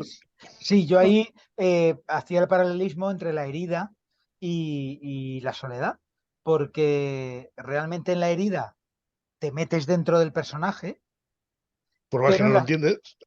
claro, no lo entiendes, no compartes. Llega un momento que sí que entiendes, ¿no? Que sí que se está hiriendo para no sentir, para solo sentir el dolor, ¿no? Que es un poquito lo que hace la gente que se autodaña, pero eh, aquí, digamos que en la película Soledad es como que te dicen, no, siéntate ahí y mira lo que está pasando.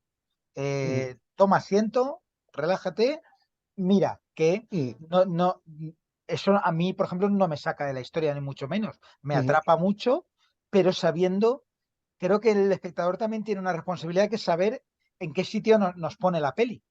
A veces nos pone dentro y a veces nos dice, no, siéntate aquí en un ladito y mira lo que está pasando, lo cual me parece Sí, a súper mí interesante. yo tenía la sensación, está un poco, pues, esta incomodidad, ¿no? Está como como la ventana indiscreta, que me pasaba lo mismo, ¿no? Cuando estaban mirando lo que pasaba al otro lado del patio, pues que lo veías, pero lo veías mal, veías aquella que iba al lavabo, estaba comiendo, estaba sola y estabas ahí que no lo acababas de ver bien, pues eso te atrapa porque te genera curiosidad, tienes curiosidad porque ves una parte, solo no lo ves todo, pero al mismo tiempo te genera incomodidad, ¿no? Y bueno, esto ya está, es lo que quiero comentar. Muy bien, Gracias. muchas gracias, Merced. Muchas gracias. Vamos con Pilar. Hola a todos, muchas Hola, gracias por estar aquí, Enrique, y gracias a a ti. Yolanda también por traerlo. Yo quizás voy a poner otro punto de vista sobre el plano que, a ver, yo de técnicas de cine no sé nada, pero sí me gusta mucho explorar el sentimiento humano y lo que he experimentado aquí quizás sea otro punto de vista del que habéis dado hasta ahora. Y me gustaría empezar con una pregunta, Enrique. ¿Quién le puso el título de La soledad, tú o Jaime? Jaime. Pero yo le dije, Jaime, digo, la soledad no, tío, si no pone la sole, porque es muy feo ese título. No, es profesional y me engañó. Yo te digo, no es casualidad y tampoco es casualidad que se llame La soledad. ¿Qué es la soledad? Me atrevería a preguntaros a todos. Para mí la soledad es una desubicación de lugares, de espacios y de las personas que están a tu alrededor. ¿Cómo se crea esa desubicación? Perfectamente en una conversación, en un diálogo, poniendo a uno de frente, otro de perfil. no se miran nunca, están desconectados totalmente, están desubicados. Y en los espacios pasa igual, están en la cocina, para ir a la terraza, que se supone que está a la izquierda, sale por la derecha y luego entra por la izquierda. Y todo el tiempo es lo mismo, es una desubicación de lugar totalmente para esas personas. Y yo os preguntaría a todos, ¿nos hubiese parecido lo mismo la soledad de ambas dos, tanto de Antonia como de Adela, si la hubiésemos visto rodada con unos planos, entre comillas, normales? ¿Se sentiría la misma soledad sin desmerecer al guión, que dice mucho y que llega mucho al sentimiento? Pero para mí, lo que me ha llevado desde el principio, y quitando el desconcierto de las primeras escenas, una vez que he visto la escena, he visto la soledad absoluta de esa Antonia que estaba con su pareja, que estaba con las hijas, pero estaba absolutamente sola. ¿Y qué me ha llevado a verla tan sola? Quizás los planos, como estaban rodados. Por eso te preguntaba quién le había puesto el nombre. Porque A mí para no mí me gusta, no me gusta nada el título.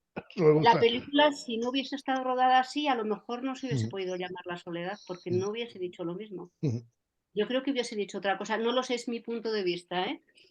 De hecho, Por eso, creo que te gustaba más el título en inglés, creo, ¿no? Sí, Fragmentos de soledad.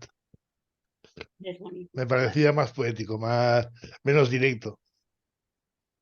Pero es que tenía que ser cruda. Yo estoy con eso, tenía que ser una película cruda. No ciclodea, es. Cruda y fría, y ojo, no soy nada fría, ¿eh? O sea, si hay alguien aquí más apasionado que yo, casi lo dudo. Pero tenía que ser fría para sentir la soledad de verdad. Y quizás es que yo he vivido cerca de personas que se han sentido absolutamente solas, o quizás yo misma soy muy solitaria, pero yo nunca nunca he sentido soledad.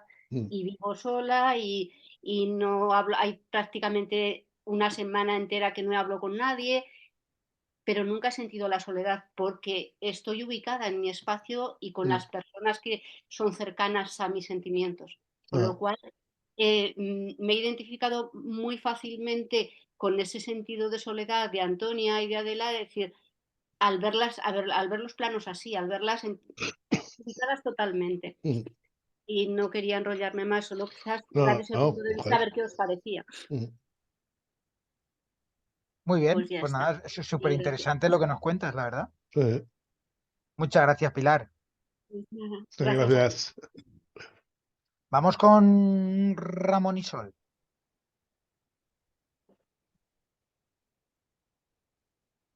Hola, ¿qué hay? Buenas tardes. Hola, buenas. Bueno, pues gracias por estar aquí, tanto a ti como a Laura, por lo que habéis hecho, bueno, por lo que hacéis. Vale, lo primero, yo tengo dos cositas que preguntarte, o Sí. tres quizás.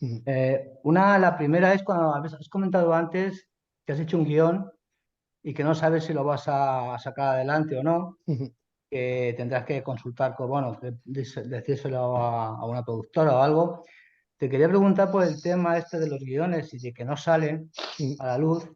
En el cine, en general, en ese mundo, funciona bastante la autocensura y la censura. Los guiones que se quedan en el cajón. A veces no es el motivo, sino muchas veces el motivo es el económico, porque claro, es conseguir toda la financiación de una película, que no es fácil.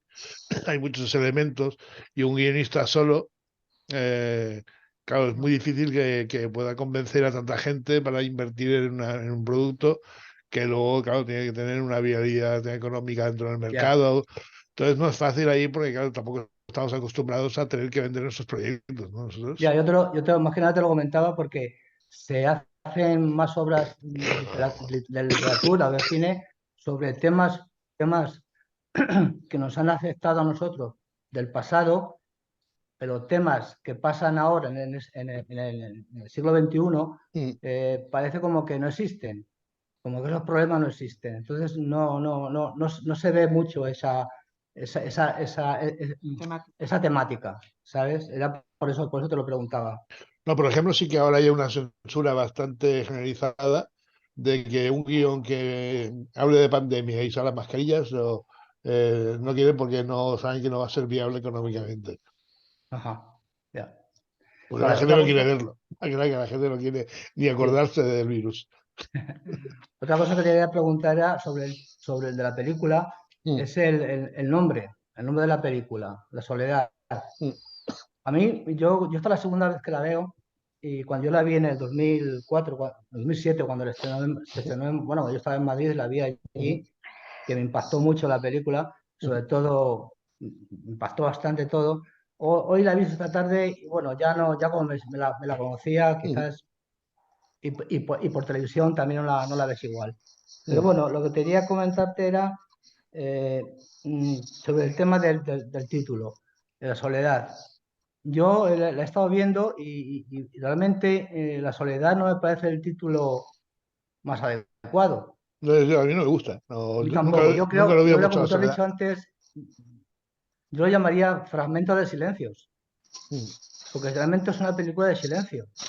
No hay, hay soledad, sí, soledad claro que hay, porque la gente vive, no, tampoco están solos, viven en un silencio continuo, porque no se hablan, apenas se conectan entre ellos, no se conocen, quitando algunos personajes, pero tampoco hablan mucho, son seres que viven en un silencio continuo. Casi me ha parecido, poniéndolo entre comillas, como una narrativa del silencio, una poesía del silencio, como algo tan de poquita cosa que llega a mucho, evidentemente, al final llega a mucho. Pero durante el transcurso de la película me ha parecido siempre una narrativa, un silencio casi no lo voy a decir, no sé si me atrevería a decirlo, casi como budista o zen, una sensación de ese silencio de aguantar todo lo que te está pasando y no saltar. Mira, yo cuando No doy romperlo. clases, Dime. siempre le Sí, digo a los alumnos, digo, el silencio es muy importante en el guión y tenéis que darle mucho, mucho juego porque es mucho un valor. elemento imprescindible. Digo, y para que tengáis importancia, imaginaos dos personas, una pareja, y uno le pregunta a la otra, ¿me quieres? Que no diga nada a la otra persona es terrible, dime que no, por lo menos. Claro. Mejor que me digas que no, a que no digas nada. Sí, El sí. silencio es terrible. No, el silencio sí.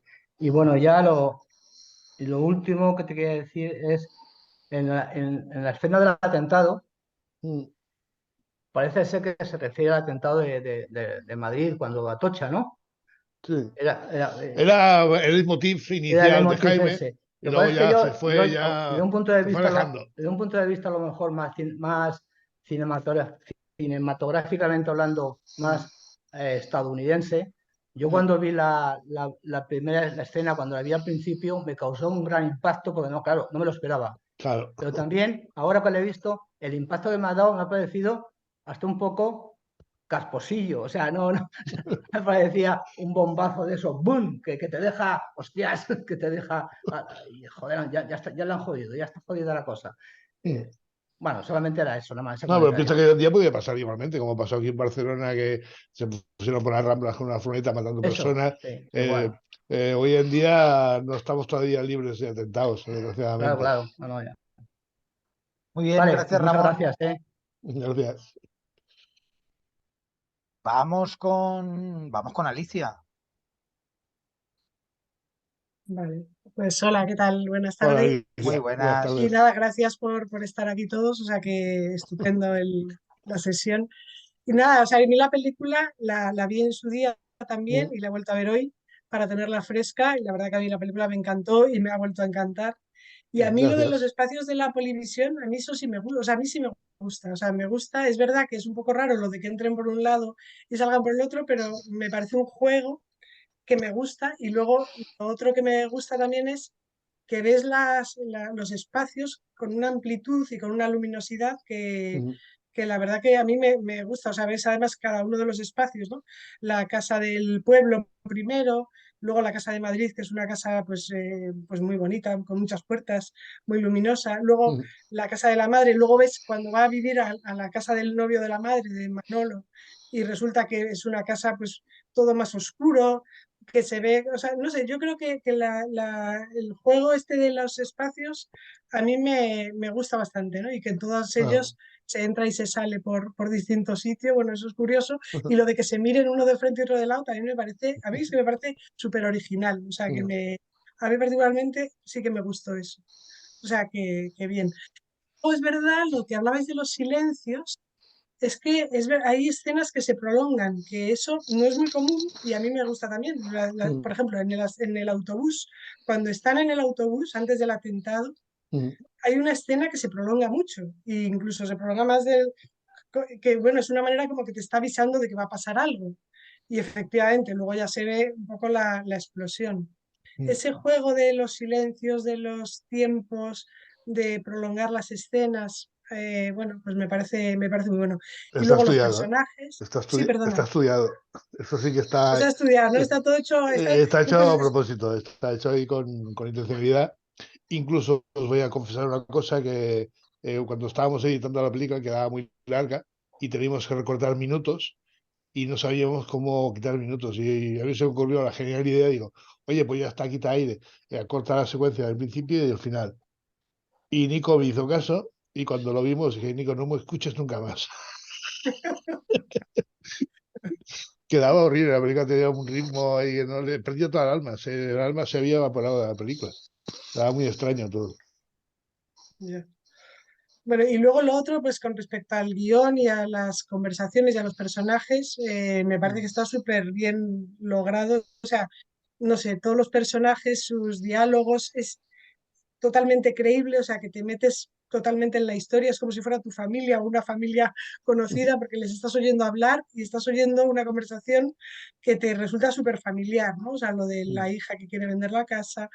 A mí me hace mucha gracia la madre cuando le contesta, bueno, pues ahorra, te lo compras más tarde y ahorra y tal, que luego, o sea, esas escenas que son A buenísimas, mí me ¿no? encanta la secuencia de la madre cuando la hija le está contando que ya compra la casa, que han dejado al margen, que ya no es la casa, es para la familia de él y un poco más, y que los demás sobran. Sí, parece que ahí la madre se da cuenta como de aquí he metido la pata, ¿no? O sea, voy a meter la pata porque Que he sido manipulada.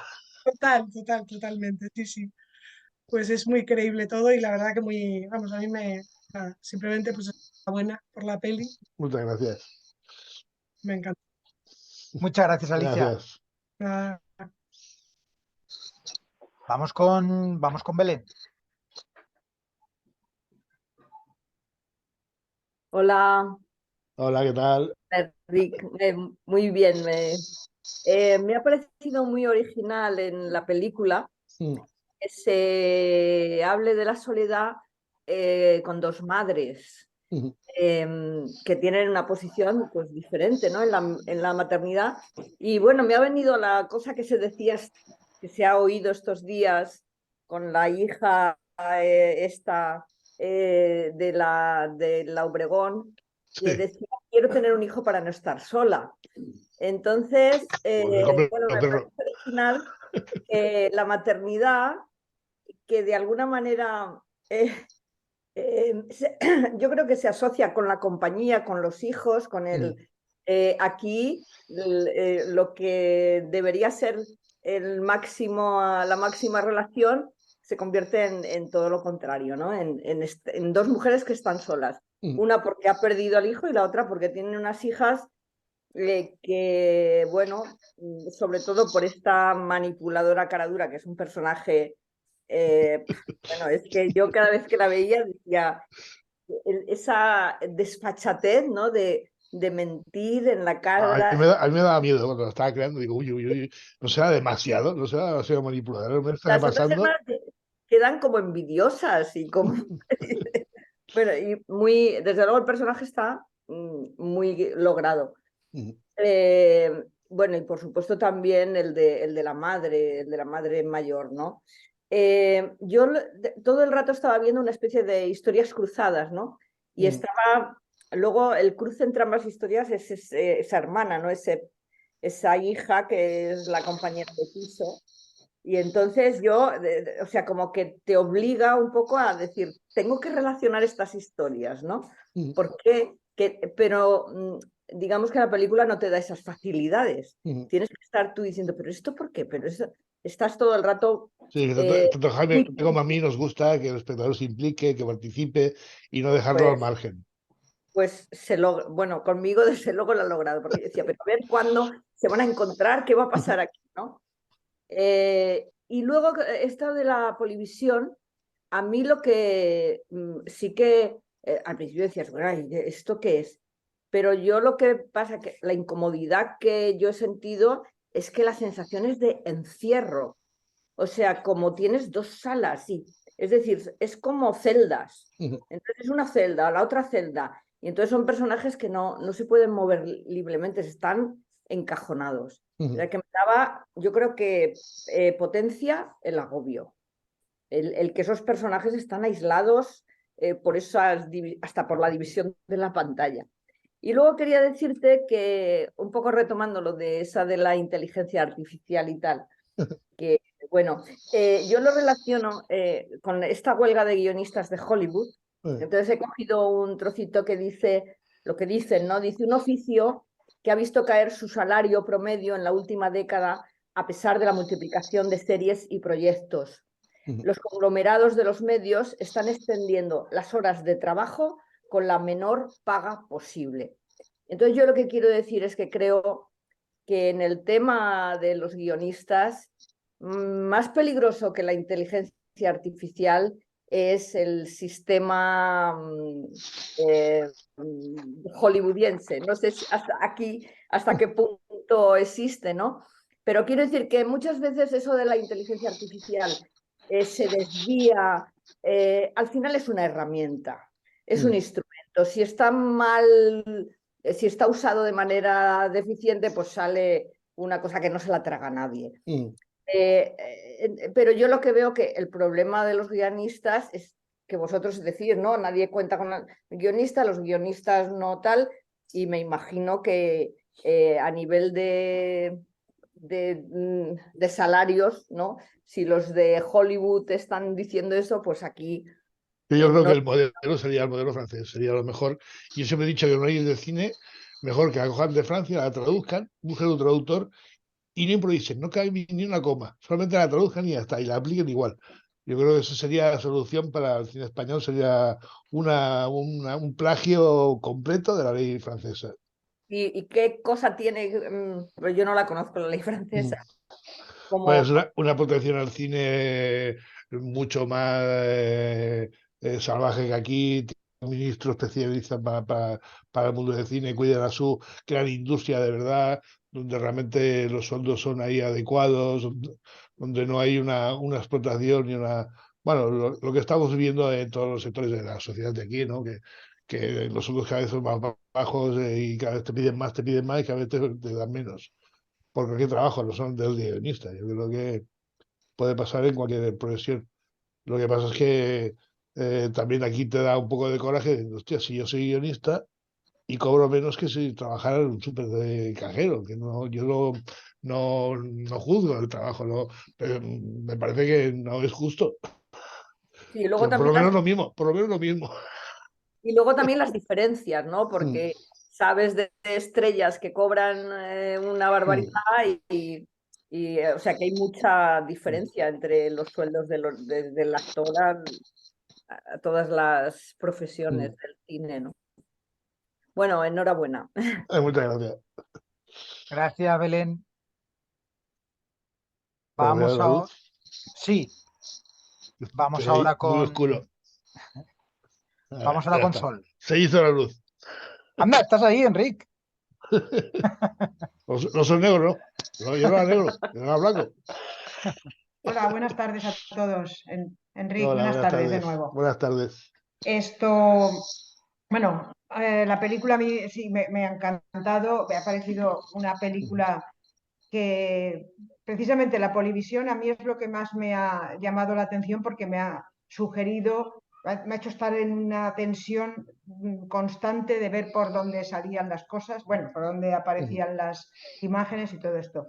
Yo lo que te quería preguntar es la división que se hace en capítulos, en la película, el primero Adela y Antonia, el segundo La ciudad, el tercero La tierra firme y el epílogo. ¿Eso lo planificaste tú así de esa manera o es algo Lo hicimos a que... medias, eso fue un trabajo a medias y fuimos tratamos de trabajarlo por capítulos, que así será más Sí, fácil para ir claro, pero escribiendo es un poco juntos. lo primero la presentación de los personajes y después su manera de estar en la ciudad, ¿no? Sí. Y después la tierra firme, ¿qué significa? ¿Cómo se van afianzando en en su vida o... Los de la firme no me acuerdo ahora Sí, no, es la parte más hacia el final, antes del epílogo, ¿no? Cuando, bueno, se van resolviendo las cosas, es decir, se van resolviendo ya, pues una que la han operado ya está, bueno, se va resolviendo y va muriendo la madre, es decir, que van pasando otros acontecimientos. Pero bueno, era simplemente saber si eso lo habíais planificado de una manera lo que en fin, para pensábamos, para trabajarlo. explicar algo. Y bueno, y nada más, la verdad que la película a mí me pareció en su momento muy interesante en cuanto a la forma de filmar, me pareció muy original y muy sugerente. Una cosa que yo, por ejemplo, me ha costado mucho en momentos ha sido entender los diálogos, porque estaban muy bajitos, por lo menos para mí. Y eso que teníamos aquí a tope, yo no sé si es que estoy sorda o no, no lo sé, pero estaba... Bueno, había momentos que evidentemente no se tenía que oír más que un murmullo, eso está claro, pero había otros momentos que no captaba la conversación. No sé si a los Pues demás les ha pasado algo así. yo cuando la vi bien, no tuve problemas con el sonido. ¿Sí? Bueno, pues entonces seré yo. Al- Gracias, Enrique. Alicia, Muchas creo gracias. que quieres decir algo sobre esto, ¿verdad? Sí, o sea, ¿El qué? yo lo que he interpretado con esto del sonido, que cuando se iban a la habitación de al lado y no se veía a las personas que estaban en la habitación de al lado, solo se las oía, bajaba el volumen, pero yo creo que era intencionado, porque la conversación realmente no era importante, era una conversación de fondo que hablaban entre ellos. Yo lo he Sí, sí, interpretado ¿no? y efectivamente yo me subía al volumen porque yo no me estoy enterando, No, pero no, realmente eso es yo que sí, eso yo lo he entendido de esa manera, Sí, eso pero sí. en los que estaban en primer plano muchas veces yo, tampoco bueno, me costaba a mí, claro. vale, vale, o sea, a mí me ha pasado solo cuando eran escenas en las que Pues entonces, estaban La que saben ocultos. si que era a propósito, lo otro que ha pasado, pues no sé qué programa de sonido puede haber habido, no. Pero la intención era que se oyera. Es un tema que se repite bastante, sobre se todo en el repite cine mucho, español, mucho. que yo, esto tengo que decirlo sinceramente, a mí no me pasa. Yo oigo las películas bien, es verdad que a mí me gusta ponérmelas, yo tengo mi home cinema de estos, mi barra de sonido que yo me la pongo fuerte y me gusta disfrutar ahí tal, y es verdad que esta película yo creo que sí que tiene una, una ingeniería de sonido diferente, porque juega un poquito también, ya que aleja y acerca la cámara, creo que también juega un poquito con los sonidos. Me Es un acuerdo ahora trabajo de de, Babaliño que es muy buena. Haciendo claro, sonido directo es una de las mejores. pero es verdad que hay gente que comenta en varias películas de cine español, ya aparte de que sea mejor o peor la dicción, que creo que esta película no tiene ningún problema de dicción, lo más mínimo. Pero sí que es verdad que hay algún problema, que además yo también he escuchado en Twitter, que hay un problema de montaje de sonido Eso sí que generalizado del cine español que no sé de dónde los viene tipos y que no sé qué tenemos en puede Barcelona. pasar ahí.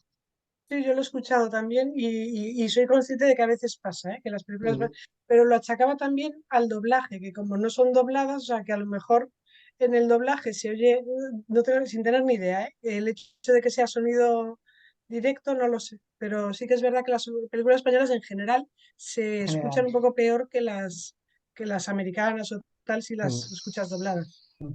Sí, lo que pasa es que las Gracias. películas dobladas se pierde ahí, pues a veces Total, total. la tonalidad del actor. Y yo prefiero verlas con sonido directo y que el sonido sea bueno. Sí, sí, sí. Claro. Claro, Total. claro. Ciertamente ahí es lo que pasa, que cuando ves una película doblada, estás viendo realmente a dos actores, al que dobla y al que lo estás viendo. Totalmente. Gracias, Alicia. Y Nada. gracias, Sol. Eh, Hay un personaje que a mí me encantó en la peli, que es un personaje que tiene un papel más o menos secundario, pero me parece el personaje más optimista, para mí el más bonito, que es la hija que tiene cáncer, que es un personaje, eh, es que me pareció entrañable, porque además, no sé, como que todo lo acepta con una resignación. No me parece una resignación mala, una cosa así como de, bueno, lo acepto, y me parece muy, muy interesante ese personaje. Una filosofía de vida. De alguna manera está un poco basada en mi hermana, porque mi hermana en ese momento tenía cáncer, pero desgraciadamente se estaba muriendo, falleció. Y fue un poco el motor de la peli de muchos personajes, porque también en el caso de Adela, digo, oye, yo no soy mujer, yo en ese momento no era padre, digo, ¿cómo me acerco yo a esta mujer? Y creo el personaje, ¿no? de Adela. Y entonces decía, bueno, mi dolor a lo mejor me acerca al suyo, aunque no sea el mismo y sea muy distinto. Y por ahí pude crear ahí las hermanas, fui creando a partir de esas vivencias personales que yo sentía para poder crear sus diálogos con ellos, ¿no? Y luego hay Laura, una secuencia muy curiosa, que es la secuencia de cuando están en la consulta médica y el médico le dice que a la hija que tiene, que le ha vuelto se le ha vuelto a reproducir el cáncer, y cuando Petra Martínez está ahí, esa secuencia yo la quería quitar. No quería esa secuencia para nada del mundo. La odiaba. Me parecía informativa. No. Cuando la vi interpretada por Petra Martínez, se lo dije, digo, esa secuencia yo la quería quitar y ahora es una de mis preferidas. Me parece una obra maestra lo que has hecho tú interpretando eso. Como intenta... Pues yo estoy muy enfadada. Digo, ¿qué te pasa, Pedra? Que al final lloro, yo no quería llorar. Digo, pero Pedra, sí es maravilloso porque estás ahí como esa sonrisa melancólica, triste, como conteniéndote, como al final se te escapa la lágrima porque no la puedes reprimir. A mí me parece precioso, me parece un trabajo magistral. Laura, que tu alter ego antes había levantado la mano. Sí, me he equivocado. La guardiana. Cuéntanos. A ver, yo le quería hacer una pregunta. A ver, Claro. pongamos que tú vuelves a ese camino que tú coges después de escribir poesía y prosa y te vuelves a encontrar delante de la escuela de cine. ¿Vuelves a coger el camino hacia el guión? ¿Vuelves a escoger los mismos compañeros de camino y vuelves a iniciar esa ruta? ¿Lo harías otra vez? ¿Todo igual? Me dejaría llevar, no repetir, ya se me iría aburrido. Me aburriría repetir lo mismo. Pero Pero hay, sabiendo lo que sabes ahora. lo que sé ahora, hay gente que me quitaría de en medio, que no dejaría que se acercara, y otra gente que estaría encantado que se acercara de nuevo. Bien, pues ya está. Muy bien, muchas gracias. Vamos con Rosa. Hola, buenas tardes. Hola, Rosa, buenas tardes. Hola, ¿qué tal? Bueno, yo contestaría algunas de las cosas que ya se han dicho, ¿no? Y una, por el tema de la polivisión, porque hay, ¿cómo se dice? Disparidad de opiniones. Bueno, yo diré que a mí la polivisión me pareció, clar y catalá, me pareció un engorro en el momento, sobre todo en la parte inicial, donde hay esa casa que, o sea, había mucho plano vacío. Y además yo tengo un problema de orientación espacial y me pasaba todo el rato intentando saber dónde iba exactamente y cómo o sea, fue un agotamiento total para ver escenas vacías. Así que por ahí yo no le vi, para mí, no le vi mucho el simbolismo ni la ventaja tal. Lo que sí tengo que decir es, por ejemplo, cuando hablan la pareja que han perdido al hijo, más adelante, está la pantalla partida y están los dos de cara. Pues a mí eso sí me pareció muy bien, a mí me gustó, porque no puedes, normalmente tú no ves la cara de los dos cuando están hablando. Cuando habla el uno no ves la reacción del otro. No, es plano contra plano. Claro, es plano contra plano y en este caso tienes los dos planos. Y a mí eso, ¿ves? Me reconcilió con el tema, porque dije, bueno, ¿ves? En este caso me da más información, no me la quita, ¿no? Bueno, esto por hablar de la polivisión. Sobre el sonido, yo diré también, para tranquilidad de algunas personas y por de otras, pues que a mí me pasó lo mismo. Y afortunadamente que puedes rebobinar, ¿no? Porque yo a lo mejor es mi dispositivo, que no tiene mucho volumen, pero había momentos y decía, pero exactamente si te pierdes una palabra, pierdes el sentido. Y bueno, acababa entendiendo, pero sí tuve también dificultades, sí, eso por dar el contrapunto. Luego, lo que yo quería comentar de primeras, antes de que hablaréis todos, es que a mí me ha gustado mucho bueno, la primera cosa es que lo he pasado muy mal con lo del guión que ha mandado Emilio, porque yo pensaba, de verdad, es que para los inocentes este hombre es perfecto. O sea, lo ha mandado y yo decía, esto hay que hablarlo con Enrique. Y yo pensaba, Dios mío, como esto sea del Enrique o sea, yo me voy. Dios mío, Me estoy a voy, decir, porque como decía Chus Lampreave, mi religión me impide mentir, entonces tengo que ir, porque esto es infumable. Este no ha tenido un hijo en su vida, esto es un desastre. Total, a mí me la ha dado eso, pero del todo, ¿eh? yo creí que era una broma, y cuando me ha enviado Emilio, digo, ¿esto es una broma o qué es esto? Pero tienes más, porque tú ya ves que la calidad esta es imposible, pero yo Pero pensaba es infumable. que lo había escrito alguien, digo, por Dios, ¿no? Bueno, por decir eso, lo crédula que llegó a ser. Entonces yo lo que quería comentar es, yo ya la había visto esta película en Filmin hace un par de años y tal, y ahora pues claro la he visto con más atención. Entonces el personaje de Antonia, por ejemplo, y el de Adela no puedo decir tanto porque claro, es verdad que me cuesta más identificarme, ¿no?, con esta situación, o sea, no me la puedo ni imaginar, o a lo mejor si intento imaginármela me duele tanto que hago como un rechazo, ¿no? Yo pude Pero porque no era padre en su momento. Ahora no podría. yo soy madre y no, o sea, es aquí le dices, no me lo cuentes, no me lo cuentes, no me lo quiero imaginar, ¿no? A lo mejor es por eso, no lo sé, porque es tan terrible que...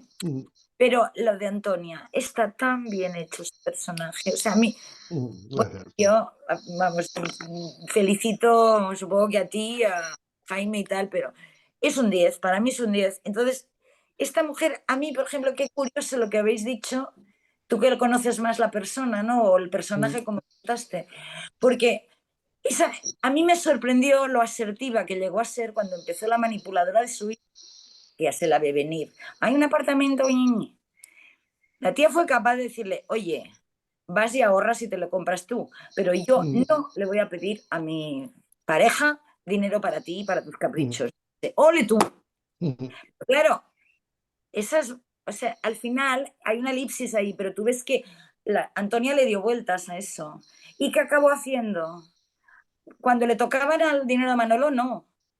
Pero si era joderse ella, pues sí, eso lo hizo, ¿no? Pero es que lo hizo, se jodió ella. Para mí una de las cosas más terribles es que tú pierdas tu casa y te tengas que ir a vivir con tu pareja. Y total, al final, para que hubiera un conflicto entre todas las hermanas, porque fue así, ¿no? Entonces yo pensé, hombre, con lo asertiva que llegó a ser y luego cómo cayó en esa espiral, ¿no? Y en esta trama que a mí me interesa mucho, no sé, me gustó mucho eso, ¿no?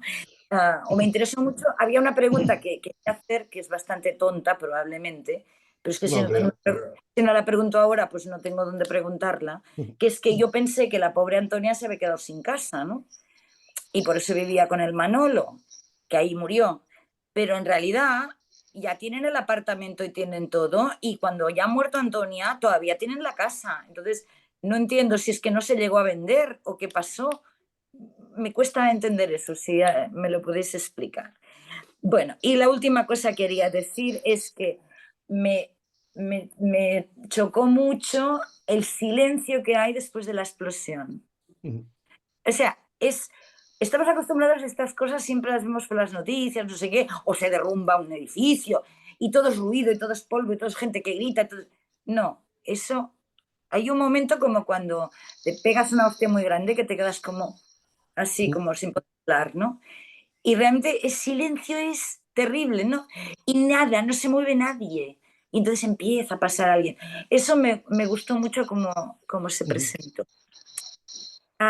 Y yo creo que, Lo teníamos bueno, muy pensado, que estábamos dudando, atentados si no era una cosa muy repentina, si realmente no quedaría muy...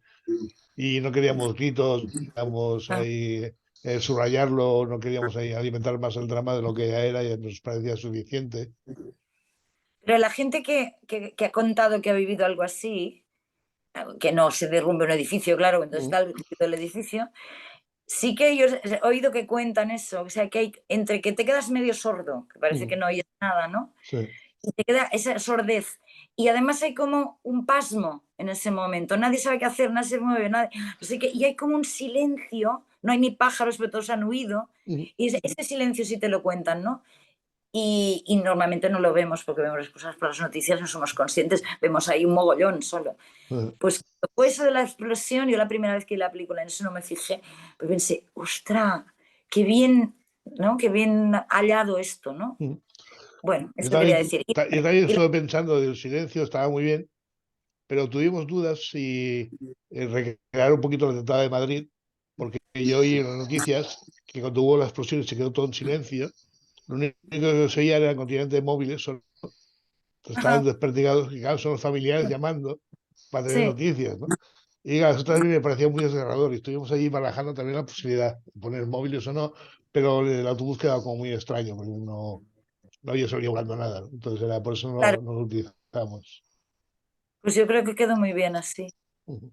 Bueno, y eso, si la pobre Antonia al final se quedó sin casa o no, es lo que me gustaría que me pudierais decir. No sé si se vende la casa en supermercados, claro, pero tiene muchos años ya. Pero ¿cómo se pudo comprar el apartamento la hija si la entrada la tenía que dar con la venta de la casa a su madre? Y el apartamento ya está comprado, diríamos, ¿no? Bueno, y la casa ya están ahí también recogiendo todo porque ya la tienen que desalojar. Bueno, sí, a lo mejor ya dieron, sí, dieron la palabraron, que dicen, ¿no? Mm. Bueno, pues eso. Muy bien. Enhorabuena, Oye, gracias por estar aquí. ¿y Muchas gracias. por cuánto vendieron la casa? Eso no lo sé ya. No sé, pues sí, el tema de guión llega hasta tanto porque Laura nos contaba que habían incluso personajes que no salían en la película, en su película, que había toda una trama por detrás. Digo, si se llega a tal punto de, de afinar tanto, aunque no se haga en la peli, digo, el background Mm, ese que hay detrás. Esos temas económicos no, porque con la peli como va a tener mucha vida, se espera. Claro, no sería menos venderlo ahora que hace 15 años o 20 años, ¿no? Ya, ya, ya. Pero, y todos estos personajes tienen un background detrás que no conocemos. Sí, sí, de alguna manera sí, y ya te digo que tienen referentes cercanos. Por ejemplo, Antonia tiene el alma de mi madre. Sí, lo que pregunto es, eh, tú cuando escribes la historia de Antonia, ¿vale? Mm. ¿Tú tienes en mente o escribes la juventud de Antonia o cómo todo lo Sí, pasado que a lo mejor no se ve sí.